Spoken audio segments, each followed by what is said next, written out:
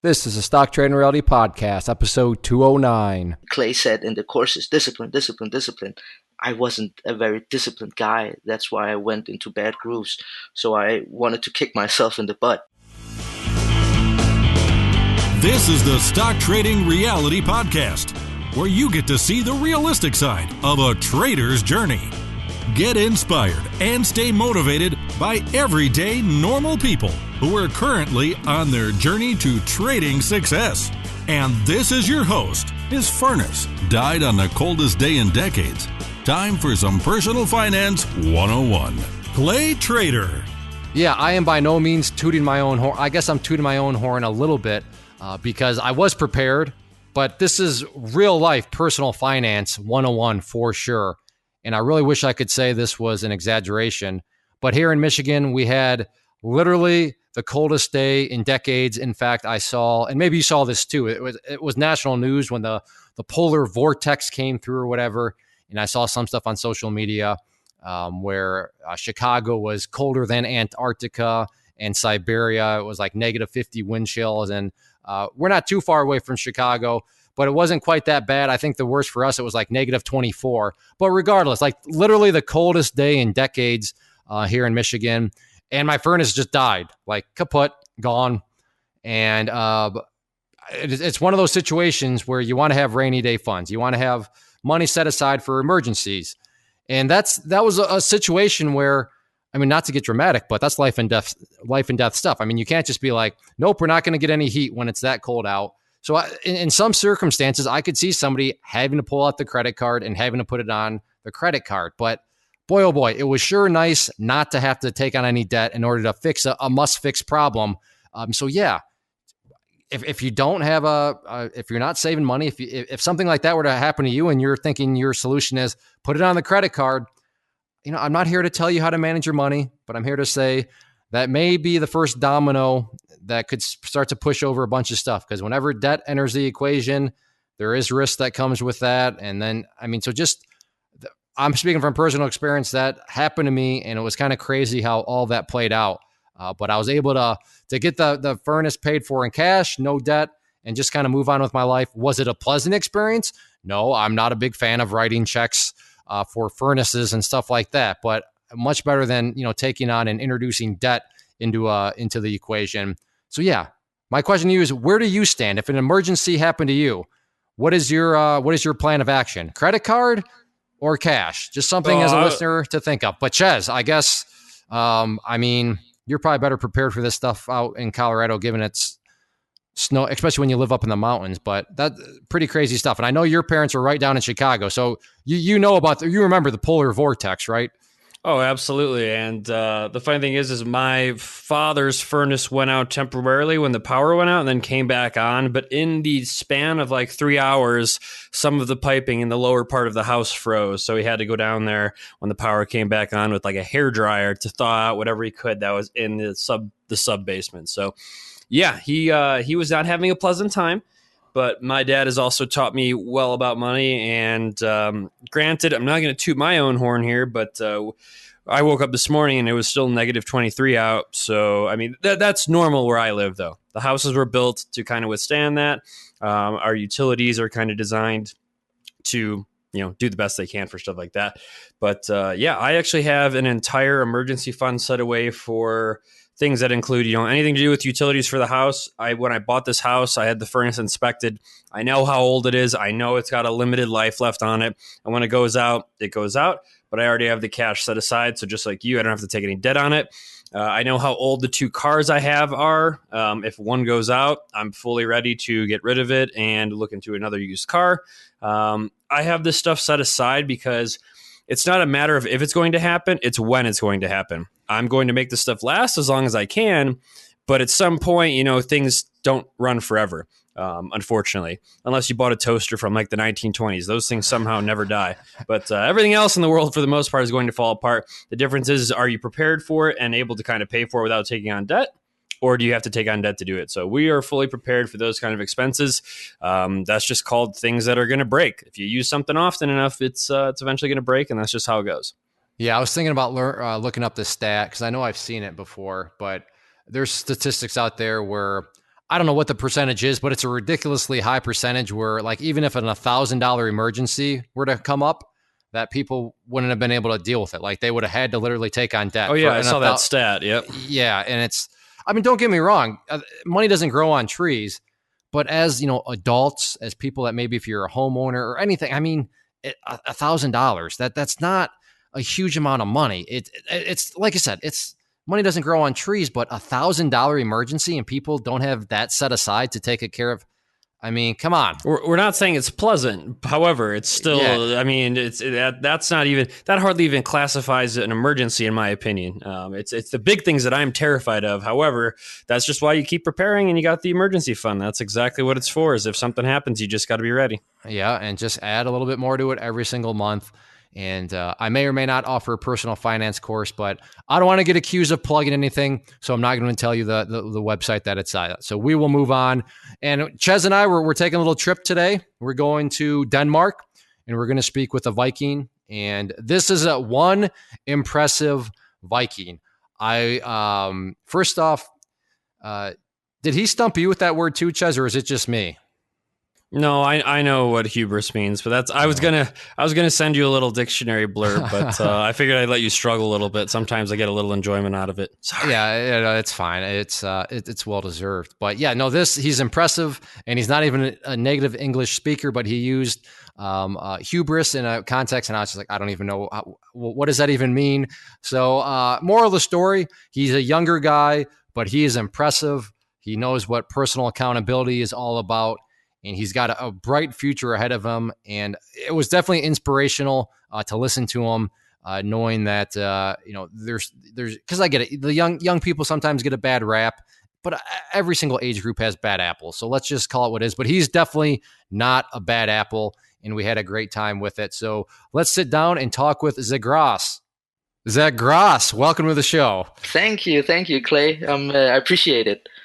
Did I get your name right there? Are we off to a good start? Okay. Yeah, that's a perfect start. Good. Now, what? I know you mentioned you're a Viking, but I'm trying to remember what Viking country are you actually from? Yeah, I'm from Denmark, man. The heartland of the Vikings. You're in, okay. Now, funny story. I was my kids.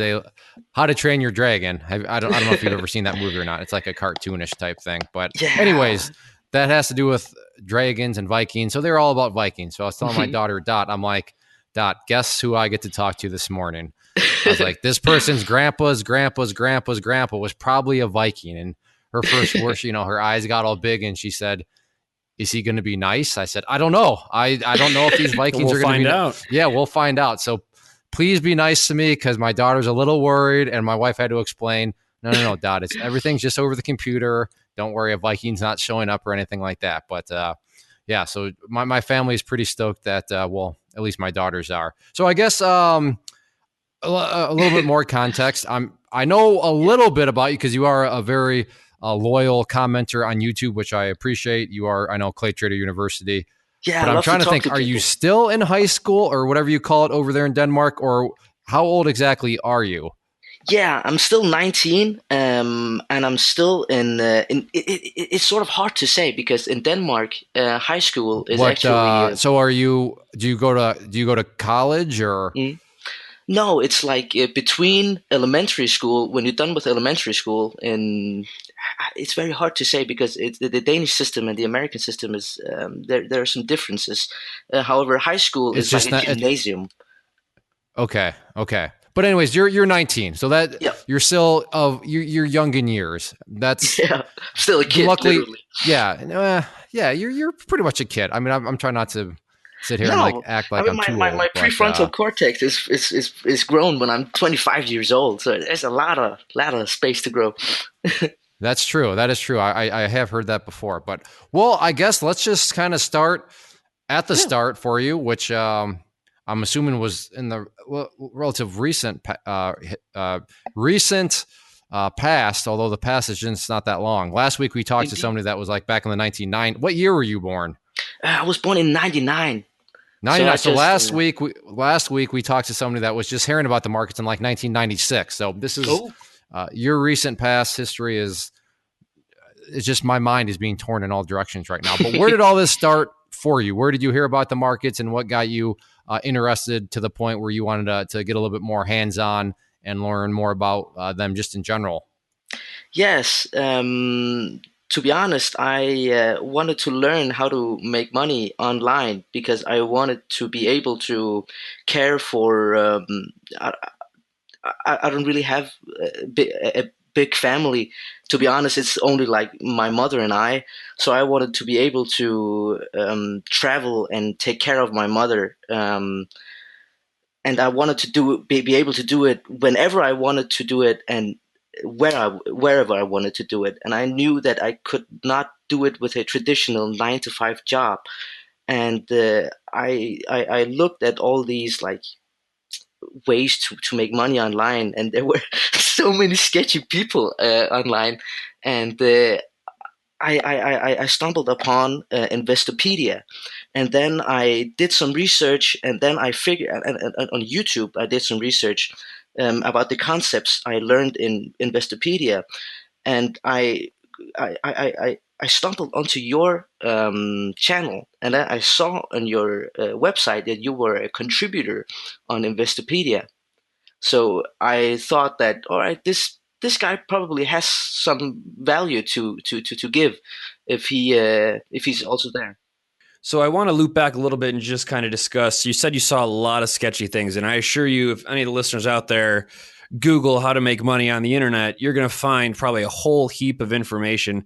The problem is, Zagros already noticed that there were some sketchy people out there. So was there any other industries? Was it like, oh, you can just be drop shipping and have this Porsche, or you can, sell books and compete with Amazon, any kind of stuff like that? Or did, before you stumbled on Investopedia? Yes. However, those sketchy things were not sketchy in of themselves. Drop shipping is not sketchy in of itself. However, the promises behind behind the courses they offered were pretty sketchy. Like you only need to buy this, and you got to do this, and then you're gonna make money. I didn't want that because I knew if something is worthwhile, you sort of have to go through hurdles. Besides, if not, yeah.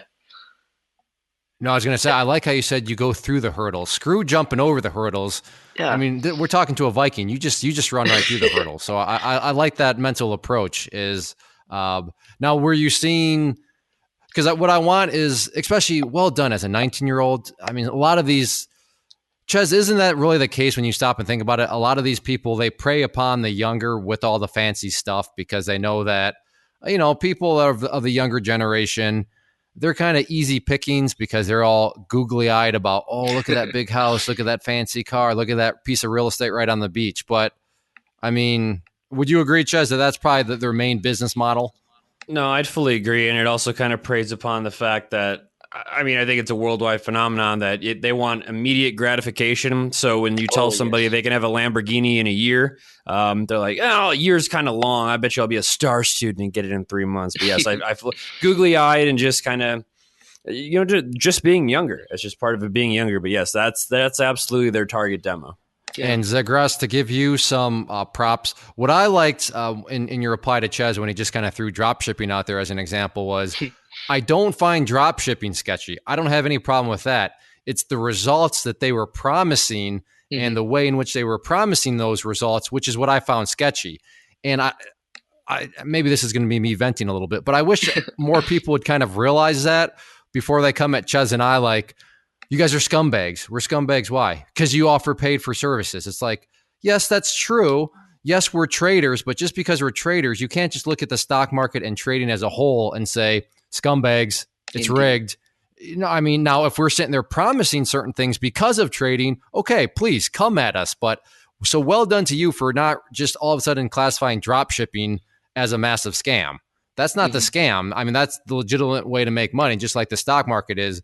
But the shadiness comes when people, promise results and all that, like you said. So again, at age 19, for you other younger listeners out there, take to heart that there's a big apples and oranges distinction out there that a lot of people don't quite realize. You don't want to make, blanket generalizations and blanket observations because you're going to give yourself the wrong impression. So well done there. And did you ever try drop shipping or anything like that? I am actually looking at a very sincere guy who just introduced a course. However, I'm not going to take it right now. I'm fully focused on options trading right now. After options trading, it's regular trading. After regular trading, it's futures trading. After that, then I can get into that and real estate and, one step at a time. Okay, there you go. I was gonna say, I love the ambition, buddy, but one step at a time. So I'm glad you're on the Maybe. one step at a time page. You remind me of a young me and a young little Ches. I mean, I like the ambition. That's great stuff. So I guess let's hopping back into your journey here. You go down the rabbit hole, you find a bunch of stuff, then you find Investopedia, and you start to go through the Investopedia stuff. You come across, the stuff that I have to offer. So then pick things back up from there. Yes, that was when I was 16 years old. I didn't really have I didn't actually didn't have any money back then. However, I had a generous mother, and she of course had helped me with a lot of hobbies, and she was very generous. And I asked her if she could help me buy your robotics trading course, and and she was a little bit reluctant because of course she's from another generation, as all these online make money online sounds sketchy either way who presents it. However, she helped me get it, and she saw how hard I studied on it, and I actually understood the concepts behind it, and it sort of helped me. I just think I lost my train of thought. What was the question again? We were just asking, once you moved along for it, but I think Clay, and I want you to weigh in on this too. My parents helped me out with some hobbies, of course, when I was growing up before I had, money to pay for certain things. But the thing is they would never just give it to me blindly. They had to, It was kind of like, oh, okay, you want to do this today? I'll see if you want to do this tomorrow. I'll see if you want to do this in a week. I'll see if you want to do this in a month. So I think when you show true passion to somebody who's able to kind of, whether it's loan you the money or whatever it is, once you show that, then they're kind of like, okay, there might be a shot, there might be something here. But would you agree with that, Clay? I mean, that or your parents, told you to go mow the lawn 7,000 times and then you could go to college. But I want to hear your comments on this. Have you ever seen Willy Wonka, Ches? Yeah, of course I have. I was the fat kid in the chocolate river. Do you remember Veruca? I want it now. You remember her? Yes, exactly. That was me growing. No, I'm just kidding. That was not me. What I think is you're right, and I think my parents adapted the same principle. Is you have everybody's heard of the impulse buy, right? That's why they have things strategically placed when you go out the checkout line at the grocery store. All those impulse buys, but I think there's also like impulse passion. So like you were saying, Ches, all right, oh yeah, I want to do this, and your parents are like, okay, let's see if you still want to do it tomorrow, and let's see how you're doing it if you want to do it next week. So yeah, I think my parents were always. They were willing to help, but they were making sure that it wasn't some sort of impulse passion that was going to be, here and gone, within the time span of a week or so. And it sounds like, Zagros, that's exactly what your mom did with you too. She was like, okay, yeah, I get you have a passion right now, but let's see if it lasts. But it sounds like you just stuck to it and stuck to it and stuck to it. And she decided to and wanted to help you out. So that was robotic trading. You said you were at 16 when you got that course? Yeah. That's awesome, man. Yeah. And so that's like 3 years ago. That's pretty crazy. So you got the course, and I guess pick it up from there. Did you hop right in, or did you have other stuff going on in your life as a 16-year-old? I mean, where did things go from that point? Yeah. Again, because for the sake of honesty, I was going through some personal issues when I was 16 years old. Life happened, as you used to say. I sort of fell off. However, I did complete all of the courses and all the course, the whole of the course, not all of the courses. I first bought CTU further along the way. But then life happened, and then I went to boot camp. instead of gymnasium, which everybody else in Denmark goes to. So I'm actually fallen behind, sort of, when it comes to the process for high school. But I went to boot camp and I volunteered for 4 months, and then I got enough money to buy CTU and to get my own apartment because I was in a groove which wasn't good for me.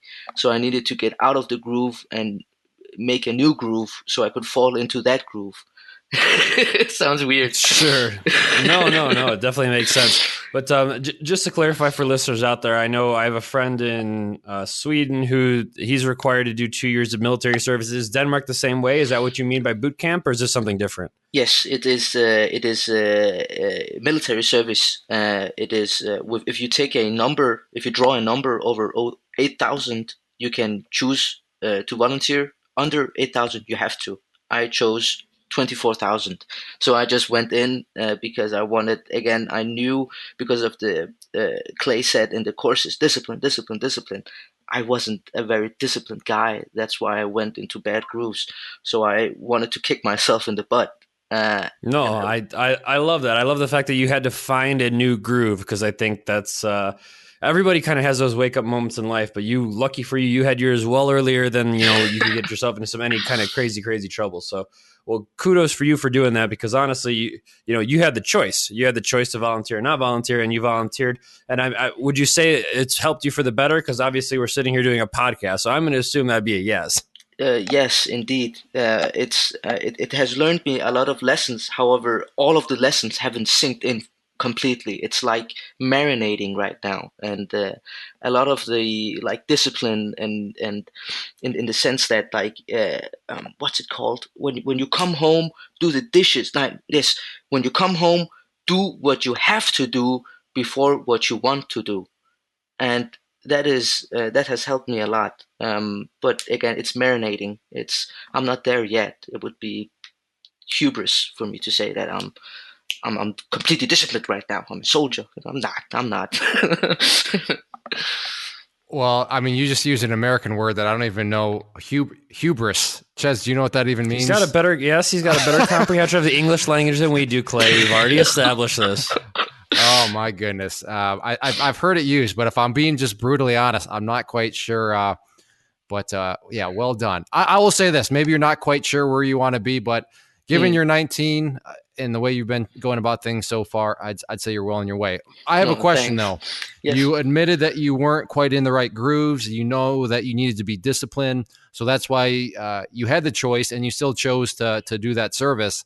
But I mean, what was there a trick, or why, or what led you to kind of blame yourself as opposed to trying to blame external forces as to why it wasn't why you weren't in a good groove? I mean, because a lot of people would just say, well, I'm not in a good groove because of, and then they, point to something other than themselves. But it sounds like you were saying, I am not in a good groove because of me. And so in order to fix me, I'm going to go and choose yes and serve. So, I mean,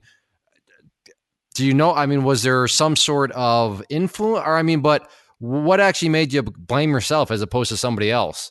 Yes. I don't know why, but I think it's like a natural part of me. I'm very hard on myself. Usually I'm a very smiling person. You wouldn't think that of me in real life. However, mentally, I'm always trying to achieve a third person perspective on myself. And I don't know, Clay. I think it's because of my critical thinking. It's done good things for me, and it's done bad things for me in the sense of social. How I work socially with people. I can be very what's it called in comedy when you make fun of yourself. Self-deprecation. Yes, self-deprecating. I'm very self-deprecating. And I just had to take that to heart. I just had to not make when I make fun of it, but also acknowledge it. And I'm still doing that today. It's a lifelong journey of understanding oneself, and criticizing oneself is always better than just clapping oneself on the shoulder and say, "Yeah, you're good," even though you're not. I'd rather be criticizing myself in a good situation rather than just leaning back and saying, "Yeah, it's fine, it's fine, it's fine," but it could be better, or it's not fine. No, I It's very agree, and sounds that very makes vague. that makes sense why you would have chosen the military service when you didn't have to, because, like you said, you're just a critical thinker, and that's definitely, it's got its trade offs, but yeah, that's how it should be. I would say that people that sit around and, like you said, tap themselves on the back about how great they are all the time. Those are usually the people where the world is passing them by, but they don't even know it's passing them by because they think they're doing such a good job with it. So awesome. Now, Ches mentioned a 2-year number in Sweden. Is that the same number in Denmark too? You have to do that Ah, for 2 years. yeah, I forgot to say that. No, in Denmark, it's only 4 months for the army, and it is 8 months for the Royal Guard and Navy. So I guess that was my roundabout way of asking, are you done with your service then? Indeed, I am. Okay, awesome. And what, what life, I know you're still working on things, but what Yes. were some of these lessons that you learned by going through something that I don't have any experience with? I know Ches doesn't have any experience with. So, I mean, Mm, what did you kind of take away from all of that? Like I said, you still admitted you're still not perfect and you're still working on things, or I like the word you use, you're still marinating. But what are some things that you did take away from that? Because I asked, because maybe there's a listener out there, any age, that is thinking, I don't know, should I do that? Should I make that choice? mm. Or shouldn't I? So, I mean, first off, I guess question number is, are you glad that you made that choice? Which I'm assuming you are. And, what did you actually, learn from it that you wouldn't have learned had you not, gone down that path? Yes, it's top three best choices I've made in my life. It was very hard, but again, good things are hard. But one thing that I've learned is that just shut up and listen. Just listen. Just listen. You might know a few things that he just said. The sergeant said, the lieutenant said. However, just listen. And the same goes for anybody else who is teaching you or you are listening to. And it works a lot in high school right now. A lot of people in my class have a very hard time listening. So it helps me a lot in real life to just listen, You because got 2 ears and one mouth for one reason. It's so that you can listen twice as much as you talk, but a lot of people just love to hear their own indeed, voice.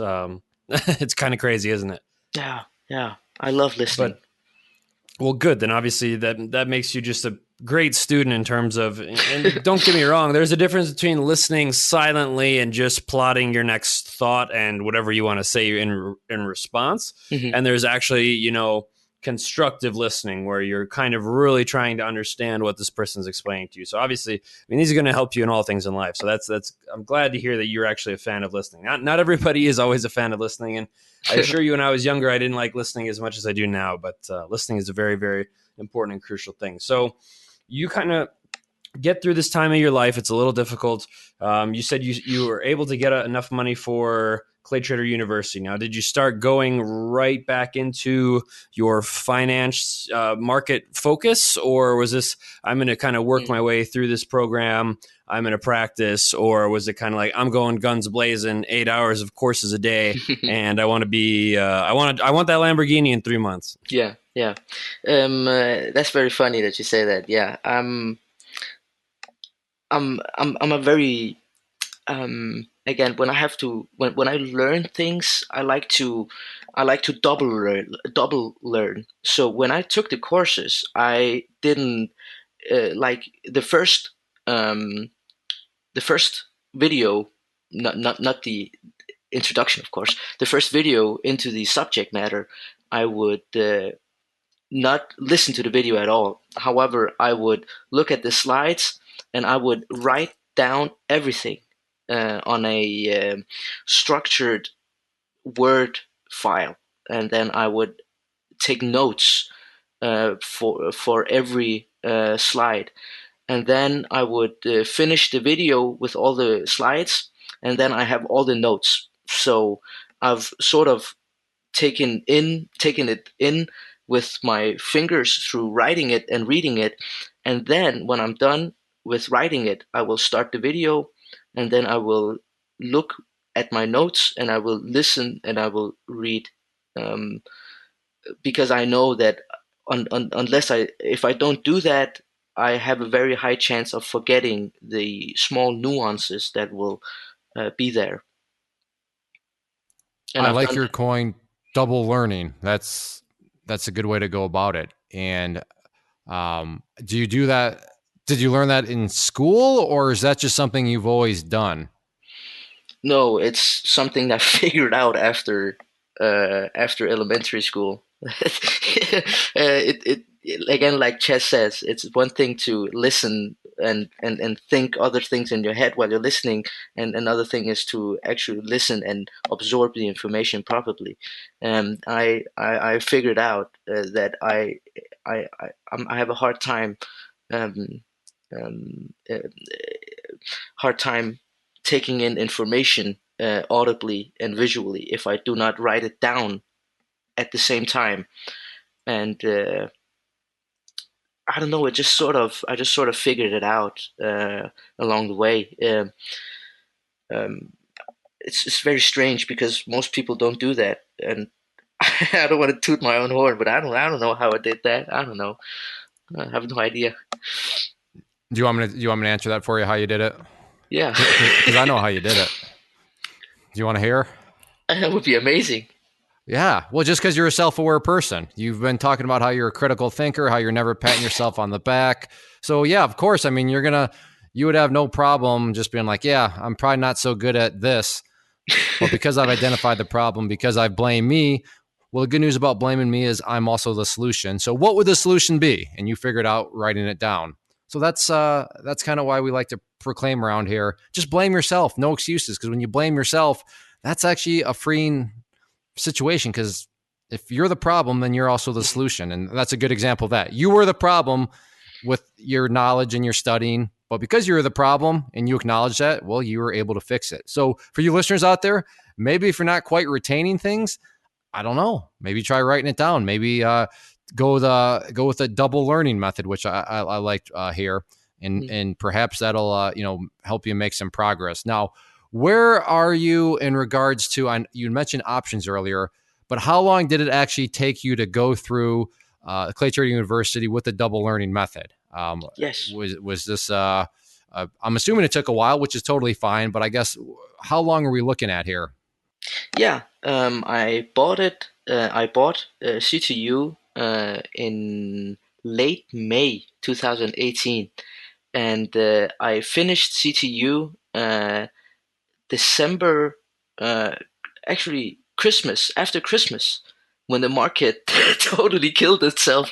I finished the courses, and I actually made a Iron Condor paper trade at the end of my courses, and I actually made money on it in SPY when it dove that low, beyond my strikes because of the extrinsic value. Yeah, what a way, or what a time, I should say, to end all the courses. For listeners' sake, just as a reminder, if you're unaware, that right before the end of 2018, things got pretty nasty out there. So that is what he's referring to. Things, at least, SPY went from 280 to 235 in the span of 3 weeks. So just a little bit of a decline. Yeah, a tad bit of a decline. And now, as of the recording, things have bounced back. But when this airs, I don't know, maybe the market will be up at all-time highs. Maybe the market will be back to where it was. Hey, welcome to the beautiful, unpredictable nature of the market. So you finish that up, and I know you're doing options. So what kind of drew your desire? What kind of drew your eye? Let me ask it this way: what got you interested the most in options, and wanted to make you pursue that? Yes, defined risk. Defined risk was a beautiful thing. And then after defined risk, I figured out, well, you can actually beta weight this, and you could theoretically have what's it called, a all-weather portfolio. So if the market goes way down or way up, you can adjust your portfolio with your positions. Be very neutral in the sense of where the market overall is. These small nuances, I really like that about options. You could of course achieve it with regular stock, I believe. I'm not sure, but You derivatives can. just The math just gets more messier with regular stock. okay. And for listeners out there to kind of what beta weighting means, and what Zagros is talking about right now, is that essentially you can structure a portfolio, the more positions the better, but to almost make, well, not almost, you can truly make money when the market goes both up and both down. It's called being neutral. So when some positions might be losing, if the market is going down, your other positions will be winning so much that it'll offset it. You could actually be profiting from it. So that's the kind of whole idea about beta weighting. It's definitely kind of I'll call it portfolio theory. You're not going to be applying any of this to day trades or anything like that. But people with larger accounts who are trying to not only beat the market, but at least keep up with the market. It's a strategy you can do for options. But I do like that what caught your attention, because this is what truly caught my attention, is the fact that you can limit your losses in terms of, and your exposure. You can kind of choose with options if you want to, you could be making a trade that costs you only $20 if you're wrong, or you could be making a trade that costs you $20,000 if you're wrong. So it's kind of very, very versatile, and you get a whole wide mix of, players who are kind of step into that market. So I'm going to assume that you were focusing on the US options market. Is that right? Of course. That's like the most liquid Now, market. is there? Excuse my ignorance, but did you ever look into kind of like the FX markets or anything like that? I know in Europe those tend to be extremely popular. I know CFDs are kind of. There's a couple people that really push CFDs, which are technically illegal in the States now. Did you ever look into any of that kind of stuff, or were you always from the get go realize that options spoke to you strictly because of the way you could manage your risk? Yeah, I would be lying if I didn't if I didn't say that I looked into the FX market and futures markets. However, I just don't. And I've taken the FX course Clay offers. I just don't. What's it called? If I cannot sell a strike above the market and sell a strike below the market and just say you do whatever you want to do as long as you don't go over there and below there. I don't want to do anything. I don't want to do that. I love neutrality and high probabilities, and I don't think that forex market can deliver that. No, definitely not. And I know there's options on Forex, but they're extremely illiquid from what I've seen. But Clay, I have a new friend here, because he is exactly like me. I have trades on where I'm like, you know what? You can go sideways, you can even go against me, but as long as you don't cross this line in the sand, we're all going to be friends. And guess what? I still make money in the end. So that's why I love advanced options. So now I have a new friend, and I'm sorry, Clay, your friendship is getting bumped down a little bit. Yeah, it is clearly, but I love how you're just like, yeah, I've looked into it, but I can't do this. So because I can't do this, I want to go and do what I can do. And like you said, I want to set out some strikes, or just for listeners' sake, some ranges. And as long as that range, or as long as the price plays nice within that range, then hey, that's what I feel comfortable with. And that's the power of education. And that is the power of knowing that you're actually making progress when you can sit there and get a little stubborn and say, no, I want to be able to do this because of that reason. And when you can actually map out rational and logical statements as to why, then okay, you're making progress. But way too often people are like, well, yeah, I want to do this because you can make a lot of money. It's like, okay, that's not really any sort of rational or logic that is going to get you. I realize that can make you money. So can drop shipping, but you got to have a little bit more of a rational thought process as to why you have such a belief in something. And at this point, it's about personal risk tolerance. I realize that's kind of a nice little soundbite that we throw out there, but this is a perfect example of it. Zagros just feels comfortable knowing that he can have that defined risk. And a quick note on defined risk, when it comes to options, that is literally a defined risk, meaning you know the exact amount that you could potentially lose. Whereas I could see you're saying, and you're not an idiot for thinking this, but well, I trade stocks and I have defined risk because I put a stop loss in, and that is true. But the problem with that is, in the unknown variable is you could always have gaps, you could always have slippage, and you could have things like that where you think theoretically there is a defined risk there, but it's not. You don't know the exact number. But with the advanced options, the number is exact. You know what? There is no slippage. Sure, things can gap and stuff like that, but you literally know what the number is going to be.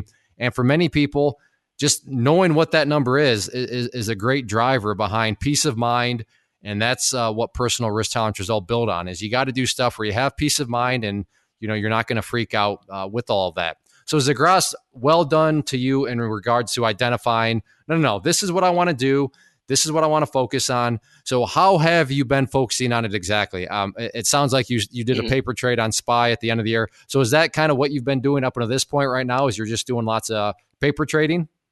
Yes, I've been primarily, actually only focusing on earnings right now, and I've had good success with it. I think right now I've had 14 trades, and only 3 of them have been losers. However, those losers were because of me. I should have been at the computer when the market opened, because Facebook suddenly, out of nowhere, gapped crazy up and right at my strike, and I lost 2,000 on it. However, again, like you said before, it's good to know that I was the problem, because I'm the solution next time. Well, I'm actually glad you had some losers in there, because trust me, you can have a 98% hit rate on earnings.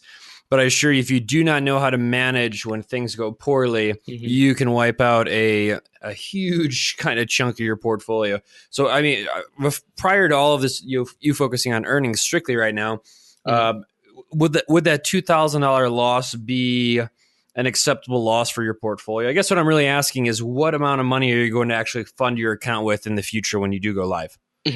After high school, I've calculated that I can come out of high school with 150,000 crowns, which equals to $25,000, which is right above the pattern day trader rule, which is nice. However, $2,000 loss is just not acceptable for the size of risk I was taking.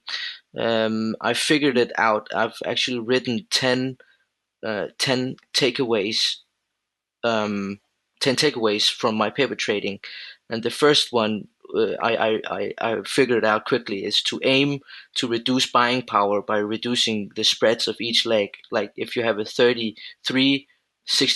spread, just make it 33-34, because sure, you will receive less premium. However, your maximum loss also goes severely down. So instead of losing $2,000, you would have lost. I would have lost maybe $500, which would be amazing. Instead of 2,000, but I recovered after 2 trades. Yes. Now I know the listeners out there, some of their eyes have kind of glossed over. Somebody fell asleep in their chair. What he's really saying, though, just kind of is really reinforcing why a lot of people in this community, and I guess in the world as a whole, like options, is because right there, he can be as aggressive or not as aggressive. He can be risk adverse or completely risk seeking, all in how he structures that trade. And everyone has these options. It's not like he magically has choices that I don't have. He's talking about $1 wide spreads. I have $7 wide spread on some stuff. It all depends on your trade thesis, your account size, and your risk tolerances. And no one size fits all. I'm not saying that at any point Zagros said, he went across a guy who said you need to only trade the strategy. Clay obviously doesn't force anybody to kind of trade a certain strategy. He tells us what he's good at, and that's about it. and then shows us kind of the other options available. But yeah, this is just the power of options. So considering you're going to have enough money to technically, you'll be above the pattern day trader rule, which means he can day trade with no restrictions at all. Are you planning on doing any day trading at this point, or when in the future when you do go live, or is this something you're going to more work on as you're kind of working on your portfolio for options trades? Indeed, I will be looking for. I'll be looking to do the similar type of trading as Clay does, where he looks for overextension. And rubber band effect and so on and so on. There are like so many nuances in there. It's it's a whole nother beast to take on than options. However, I've got like 3 years to be done with options and learn that, and then I can move on to something else. So I take this very methodically. However, I do want a option farm such as yours, Ches, and then I also want to actively dip my toes into the markets in the mornings and at the afternoon when it closes. I do want to do that. However, that's a future venture. I like how right now you're just focused on need to learn options, want to get an options farm into place, and then I'll cross those other bridges there, because the last thing that I always like to listen for with guests is, are they potentially going to be chasing shiny objects, or are they, or have they already started to chase shiny objects? And from what I've heard, no, you got a plan in place and you're chipping away and working at it.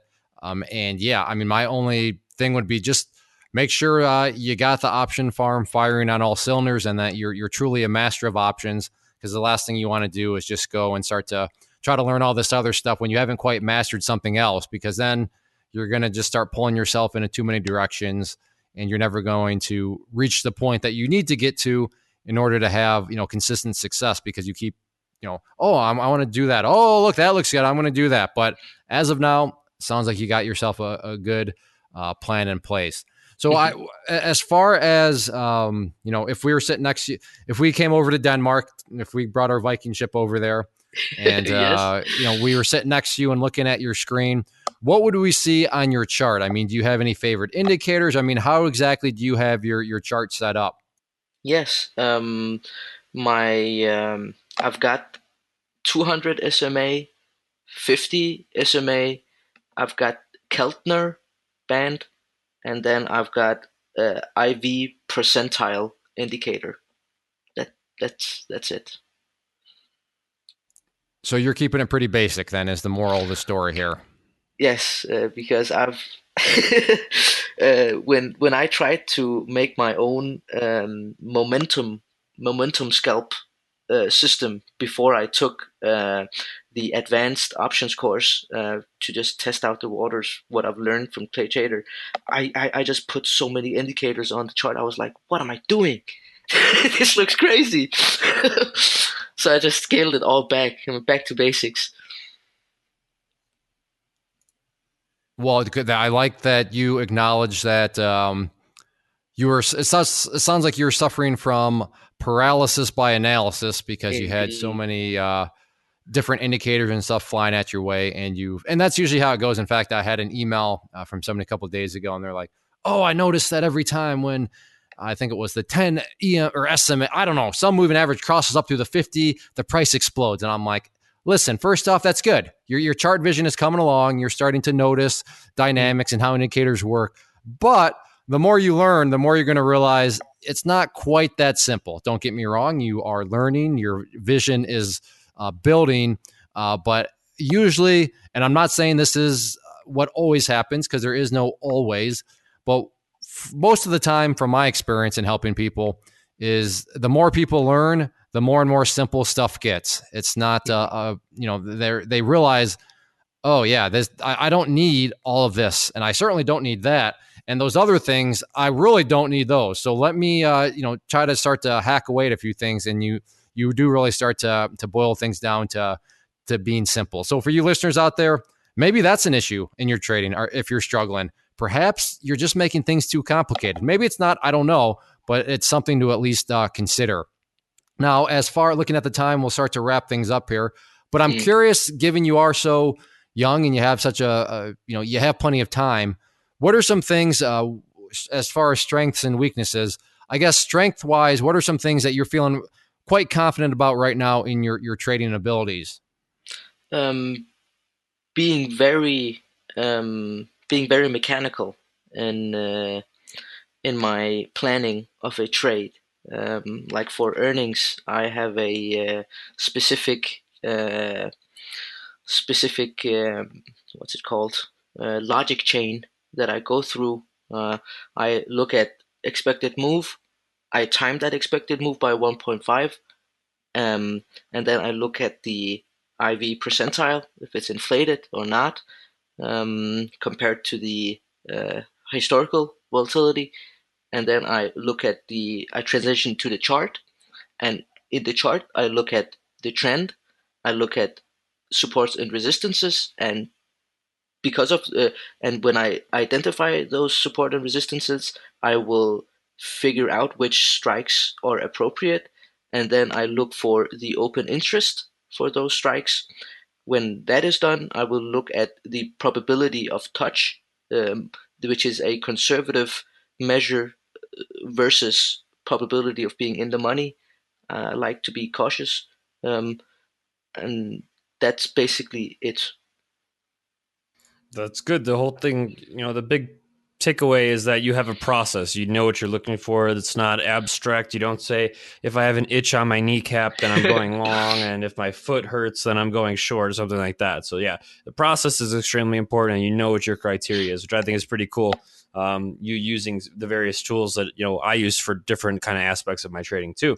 In terms of weaknesses and things you want to work on, what would you say would be your focus for those? Yes, my focus on weaknesses is that I need to. It's more on my personal life. I need to be more time efficient. I need to set aside time to absorb. Like what's it called? I've also bought Slab course. However, I've been slacking with that particular course. I need to be more time efficient, and that goes for trading as well. I need to be better with managing my time. And again, there are also other things in trading itself. I need to be better at, like not being what's it called? Maybe not being so risk adverse. Sometimes I look at the risk versus reward, and I would be like, yeah, that's not appropriate. However, if it was, I don't know, if it was somebody else, a professional, they would hit the send button. However, I would not hit the send button, and I believe that it's something that is I have to learn to be more risk adverse. I think. That makes sense, and that is something that will come. Not that when you get more money, that all of a sudden you'll decide to just waste it and burn it. But as somebody that's young, I get every little dollar. It's like, wow, I need to grab onto that because it's $1. And so that'll ease up as you, especially get the slab method in place. I'll be honest, I'm not a big fan of hearing you're slacking off on that. You got to get those pieces in place. So get back to it. But yeah, when you get those, you get that method in motion, and money is going to start to add up, especially as you progress in life and, keep on going. You're still young, but the whole, risky and kind of tipping toeing around, that's totally natural at your age because, now I would definitely argue that more people should be like that. When you see them Jez and I see some crazy stuff, and it's just like, you're doing what with that money? Oh my goodness. But, so that'll fix itself though in the long haul. But again, well done being aware of that. But yeah, if there is one little critique, come on, get back on slab, get through that course and keep chugging through there. I realize it may not necessarily be as exciting as the stock market, but it's super, super practical and important stuff. Mm-hmm. Now, I guess let's fast forward, 6 months. Let's fast forward a year. In a year, where do you ideally want to be? I mean, what is kind of your mindset in terms of where you want to be? whether that I guess is in life or just more so kind of within your trading and everything, where would their ideal kind of spot in time be if we could all of a sudden just jump into time by a year? Yes. Well, I would sort of say that right now I am 90% ready to tackle anything with high IV, with high implied volatility percentile. However, I'm very skittish when we are in low IV and I have to take directional risk. In a year, I really hope that no, I know in a year I'm going to know what to do in low IV environments. Um, I will I will know that. Um, um, so yeah, very I mean, option it's kind of focused. crazy too. It's no. I understand. The crazy part is that I have to recall that you literally started paper trading in one of the highest volatility environments we've had in like 8 years or something like that. So, but I assure you, the longer we'll eventually go back into a low IV environment, and we'll just stay there for a while, like we tend to do. Hmm. You'll just end up modifying your strategies, and I'm only telling you this because I've seen now both low IV environments and high IV environments. You're not going to change anything too drastically. You just the only thing I would tell you, and granted, this is advice for down the line, Hmm. just make sure you're not over leveraged. There's no point Ah, where your account should be fully, all your buying power should be gone. Because I assure you, if that was the case for me when December happened, I would have no way to manage any of my problem children, as I like to call them, when things went south. But yeah, obviously a lot of people got hurt. Some people have blown up. Some people have made a killing. My whole thing is I'm just trying to stay alive and beat the market's return. And so far, I've been able to do that for a good couple of years now. So that's the only thing. It's the only advice I would give you. But hmm. I want to commend you also for kind of being aware that you understand the environment you're in and you realize that environment will not last forever. Indeed. But so I do know the real reason you came onto the podcast was to borrow my time machine. Now, as long as shipping might be a little bit of an issue, but I'll figure out a way to get there. If you were to give yourself one piece of advice, and it can't be a buy or sell recommendation, what would that piece of advice be? Ooh, I would tell myself that oof, that would be very hard. That's a very hard question. Yeah, yeah. I will take up a job when I was 16 years old. Take up a job, you know. Um, don't don't feel bad for yourself. Um, I would say that take up a job and don't feel bad for yourself. When I was 16 years old, um, because I would have maybe done this a lot sooner. I would have, even though it doesn't mean anything, because I know the guest before me, he waited 20 years, which is beautiful. I mean, I love that guy. He's awesome. Um, I would have done the same. I would have said to myself that I need to do this earlier. I will say I mean, we're all humans, and as crusty as Ches and I can be, I mean, it is okay to feel sorry for yourself. I mean, that's fine. Feel sorry for yourself. But, and there's a big but, all caps, bolded, underlined.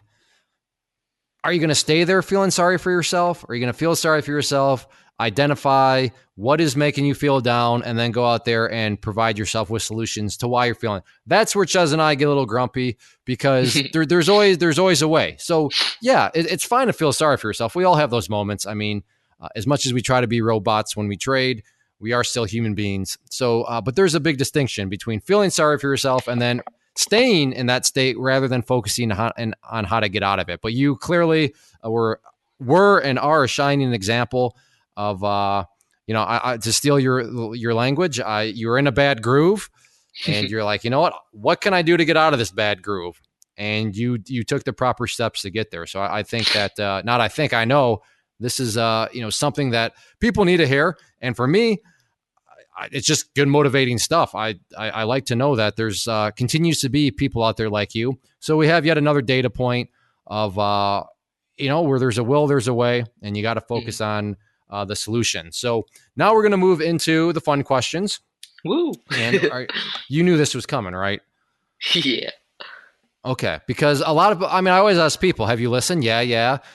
What is your favorite movie? Oh, man. Well, it's like, did you not know this was coming? I mean, but it always makes me chuckle. But what is your favorite movie? And I'm going to be fascinated by this because we don't talk with many Vikings on this show. But what is your favorite movie?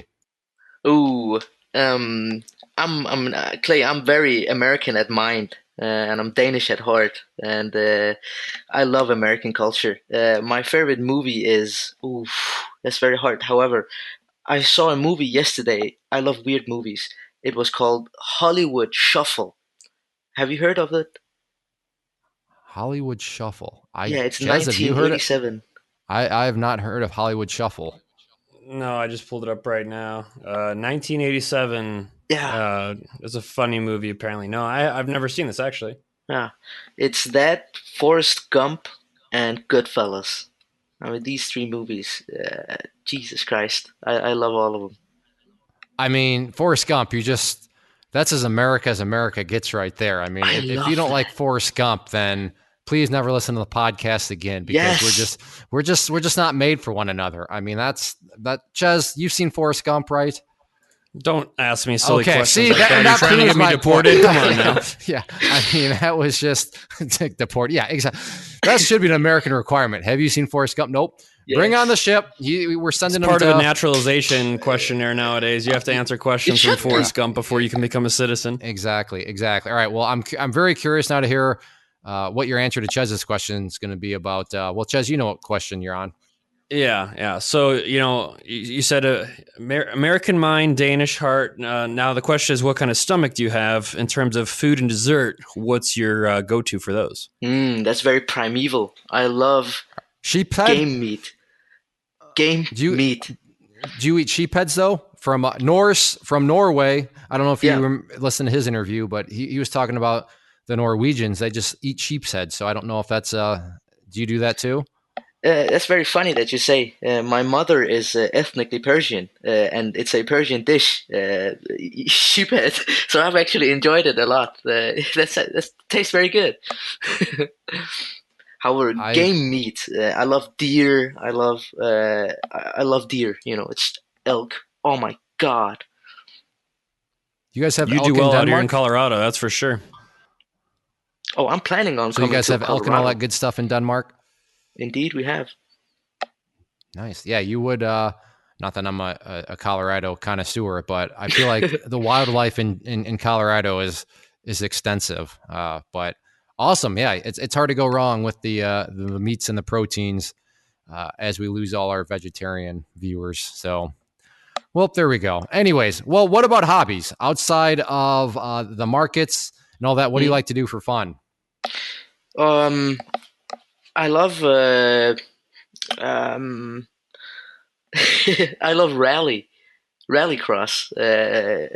playing Awesome. car games, the sounds of the exhaust and the two-step leg. Oh my god, I just get all fanatic about cars. I love cars. Yeah, I'm actually gonna. I want to go rallycross my WRX, but we'll see how that goes sometimes. I have a Ooh. buddy in the other side of the country who does it and absolutely loves it because he's like, well, you actually find it's a safe way to find out the limits of your car. And I used to love riding motorcycles and stuff like that. So yeah, we definitely have some familiarity there. But if you had to pick 3 words that define successful trading, what do you think those 3 words would be? Number of occurrences, um, trading with small size, and um, being being very flexible. I like that. I would agree, especially in the world of options farming and options trading. Number of occurrences matters a whole lot. And I don't know if everybody's ever said that, but that is true. I mean, you got to get occurrences out there and that's just how it works. And I realize that may not make much sense if you've never done the advanced options and all that, but certainly an important concept to be focused on. Well, Zagros, before I forget though, how do you learn? Where do you learn English? Is that like part of the Denmark school system? Because your English is fantastic. Oh, thank you very much. It's part of the school system. However, I've learned a lot of my English from playing. If you guys know the game called Elder Scrolls. I do. So how does that work? You play with people from around the world or something? No, I just roam alone in the world, fantasy world, and then I just interact with various people, and then I like to read how they say it, and then sometimes I'm a weird kid. Sometimes I like say it out loud when I was a kid, just because the character didn't say anything, so I said it for the character. I guess video games have educational purposes here, Ches. I was who knew that Elder Scrolls taught. Some of them definitely do. Yeah, some of them definitely do. I'm kind of impressed right now, and I'll have to refrain a little bit from future instances where I may want to try to throw video games under the bus. Now, some games it's just kids cursing at other kids the whole time, but otherwise, for the most part, I guess it can be used as an educational tool. That's pretty cool. That's pretty cool. Well, Zagros, thank you for. What time is it there right now?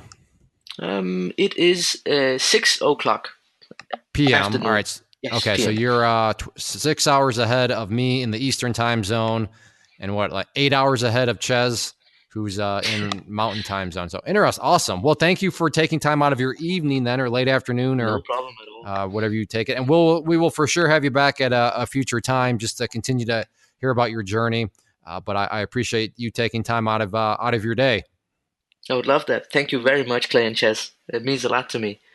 You're a fantastic guest. But before you go, as listeners, a few final things.